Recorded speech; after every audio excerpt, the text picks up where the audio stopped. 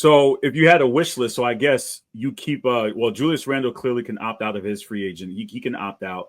You also have, I believe, there's another couple players who can opt out as well, who could become free agents on your team. I think Alexander is also another one. Nikhil can also as well. But Julius Randle clearly he has a deadline to opt back in now. What are your expectations as far as him opting back in and then filling in, like you said? Does Julius Randle stay and you go get that guard, or you let Julius walk and then do you fill in that void?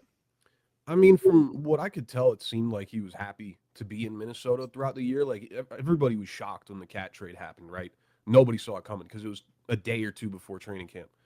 But him coming in, he fit, and I was really surprised by how he fit Minnesota's system. And he was almost the secondary ball handler right there with Ant. And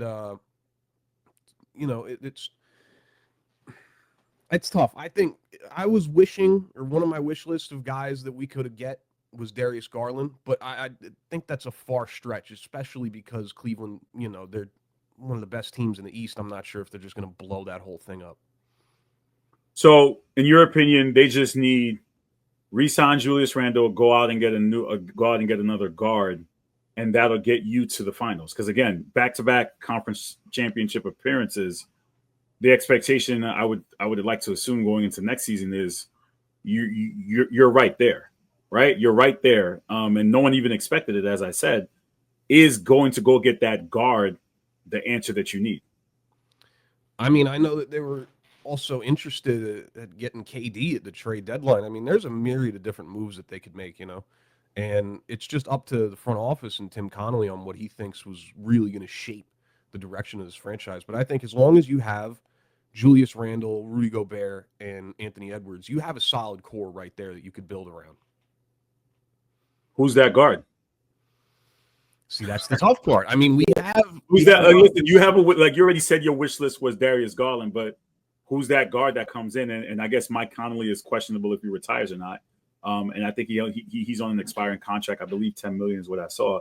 So who's that guard that fills in that role to add to your Rudy Gobert and Anthony Edwards? I mean, we drafted Rob Dillingham with the 8th pick last year. I mean, he got hurt early in the season, if I remember right. But, ideally you'd like to get him more playing time his rookie season, but he got hurt. So probably him taking the next step, giving him the reins and hoping that he could take over as that point guard. And if not, you probably bring in somebody from free agency or you make a trade for somebody.